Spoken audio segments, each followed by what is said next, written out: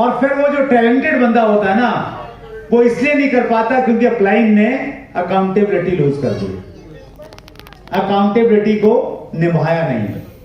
तो आप जो भी प्रॉमिस करें, आप टाइम टू टाइम अगर अपनी टीम के मोटिवेशन के लिए कोई बोलते हैं कि भाई ये टारगेट अचीव करो, आपको लंच देंगे, तो फिर एक आदमी ने पूरा किया है, 100 लोगों ने पूरा किया है, अगर बोला गया है तो फिर वो पूरा होना चाहिए।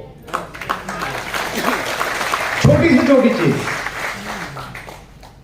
किसी भी कीमत पे कल्चर हो जाना चाहिए आपकी टीम में। हमारी टीम में अगर कुछ बोला जाता है तो फिर वो होता है, दैट्स इट। मैं बहुत विनम्र होकर एक बात कहना चाहता हूं आप सबको। पिछले 22 सालों से मैं आरसीएम बिजनेस में हूं। ऊपर वाले की कृपा की वजह से 22 सालों में एक होम मीटिंग भी ऐसी नहीं हुई जो मैंने कैंसिल की हो।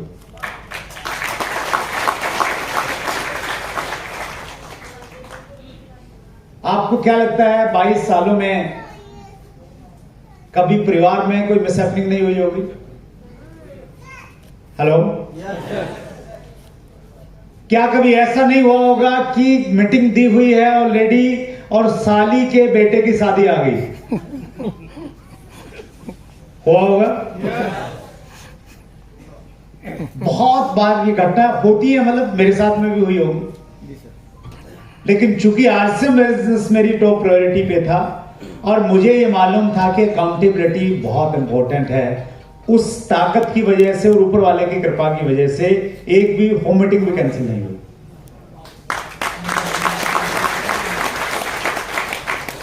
आपने अपने आप को चेक करना है कि क्या आप इस प्रकार का एग्जाम्पल बन रहे हैं या नहीं बन रहे।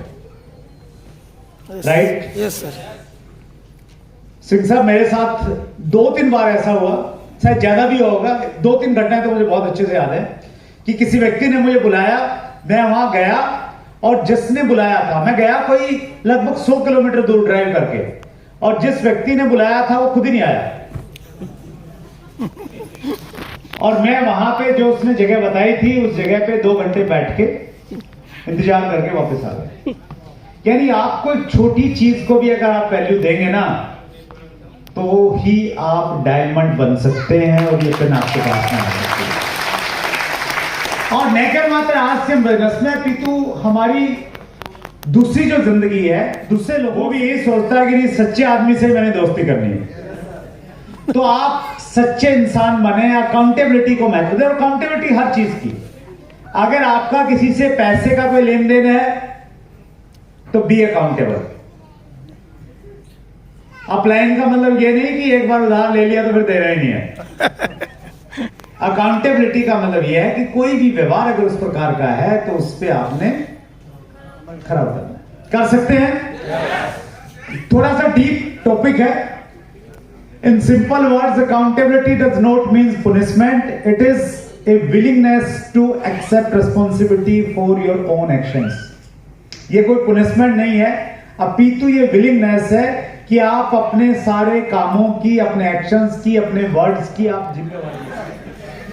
भाई ये सही नहीं जमता तो ये ले ले, ये नहीं जमता तो ये ले ले, ये जमता नहीं ये ले ले। और मैंने आज तक ऐसे 5-5 प्लान करने वाले एक भी व्यक्ति को 22 साल में कामयाब होते नहीं देखा है। Even a single.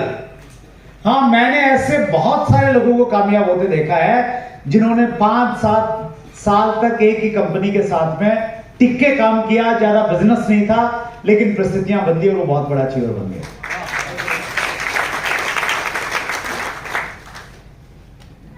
ये बिजनेस, और बिजनेस है तो उतार चढ़ाव आएंगे। यस और no? Yes sir.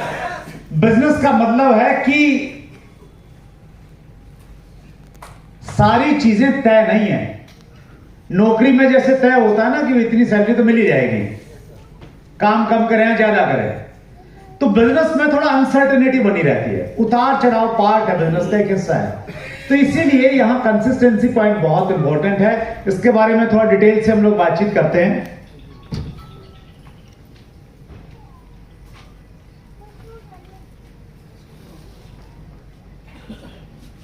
Is it working? Right. Consistency के बारे में थोड़ी बातचीत करते हैं हम लोग। कंसिस्टेंसी क्यों जरूरी है? Why 90% people leave and only 10% people stay? Direct selling के जो आंकड़े हैं ना, इंटरनेशनल डाटास, वो ये कहते हैं 90% लोग पहले साल में ही डायरेक्ट सेलिंग को छोड़ देते हैं। कितने प्रतिशत? 90% छोड़ देते हैं और 10% रुकते हैं। 10% कौन से लोग रुकते हैं? वो लोग रुकते हैं जो कंसिस्टेंसी में विश्वास रखते हैं। 90% तो छोड़ ही देंगे, इसको वहीं से साफ करेंगे। राइट। कुछ उदाहरण देखते हैं हम लोग, जल्दी जल्दी चलेंगे। गंगा के बारे में सब लोग जानते हैं। गंगा नदी, जिसको हम मां गंगा के नाम से बोलते हैं, हिंदुस्तान की सबसे बड़ी नदी है। और सबसे बड़ी मालूम क्यों है? क्योंकि वो कंसिस्टेंसी के साथ में चलती रहती है, रुकती नहीं है। बहुत सारी बाधाएं आती हैं, कभी पर्वत के ऊपर से गिरती है, कभी नीचे से गिरती है, कभी पत्थर आ गया, कभी कुछ आ गया, लेकिन क्या है? कंसिस्टेंसी है। कंसिस्टेंसी है तो अपने लक्ष्य में समुद्र में जाके मिल जाती है। तो नेचर हमें ये बता रही है कि अगर आप कंसिस्टेंसी पे रहोगे तो आपकी मंजिल कितनी भी दूर क्यों ना हो, आप उसको प्राप्त कर सकते हैं। उसी प्रकार से दुनिया की जो सबसे लंबी नदी है वो है अमेज़न। आई थिंक 6000 किलोमीटर के लगभग का सफर तय करती है। तो वो भी जब चलती है तो पानी की एक छोटी सी धारा होती है और उसके बाद में वो भी 6000 किलोमीटर का सफर तय करके समुद्र में मिल जाती है। अगर आप जिम करें तो क्या एक दिन में बना लेंगे अपने डोले? अगर गाना सीखना है एक दिन में सीख जाएंगे? नहीं सीख पाएंगे। यानी सारी चीजों में क्या चाहिए? कंसिस्टेंसी चाहिए। लगातार आपको करना पड़ेगा, तब जाके परिणाम कहीं थोड़े बहुत दिखाई देंगे।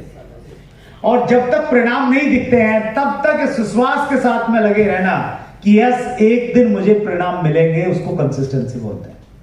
वही एक व्यक्ति की असली इम्तिहान है। टेक्निकल पे बनने के बाद तो हर व्यक्ति आरसी बिजनेस कर लेगा। हेलो। असली इम्तिहान तब है जब वो रॉयल्टी पे जा रहा है, फिर स्लैब छूट जाता है, फिर जा रहा है, फिर स्लैब छूट गया। इस बार जाने वाला था, कोई कॉइन वाले आ गए, वो छोटी लैग के लोगों को उड़ा के ले गए। तो उस समय जो आपकी परीक्षा है ना, वो आपके अंदर के असली डायमंड को बाहर निकालती है। Yes sir. ठीक इसी प्रकार से हम आरसी बिजनेस में हैं तो यहां भी कंसिस्टेंसी आपको चाहिए। How to look at problems. जब आप आरसी बिजनेस करेंगे, डायमंड की तरफ जा रहे हैं, समस्याएं आएंगी? यस और नो? समस्या आएंगी। जब समस्याएं आपके सामने आए, किसी भी तरह की समस्या हो, तो उसमें आपने ये देखना है, एवरीवन हैज देयर प्रॉब्लम्स। दुनिया में हर इंसान के पास समस्याएं हैं। बच्चन साहब आरसीएम न्यूट्रीचार्ज के प्रोग्राम में आए थे, उसका वीडियो आपको YouTube पे मिल जाएगा, आप देखिएगा। अगर आपने नहीं देखा तो आपको अच्छा लगेगा। 8 से 10 मिनट का एक वीडियो है। उस प्रोग्राम में बच्चन साहब ने ये कहा कि जब मैं एक्टिंग करता था,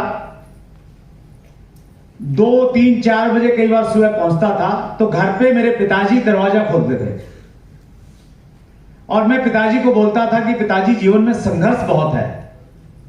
तो उन्होंने कहा कि मेरे पिताजी कहते थे कि बेटा, जब तक जीवन है तब तक संघर्ष है।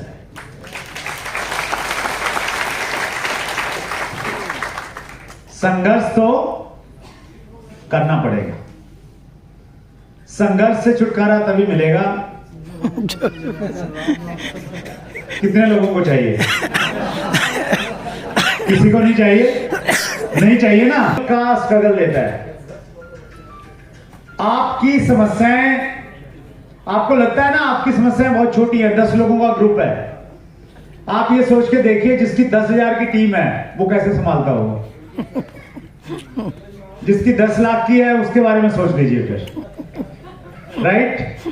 तो अपनी समस्याओं से ज्यादा प्रॉब्लम मत कीजिए।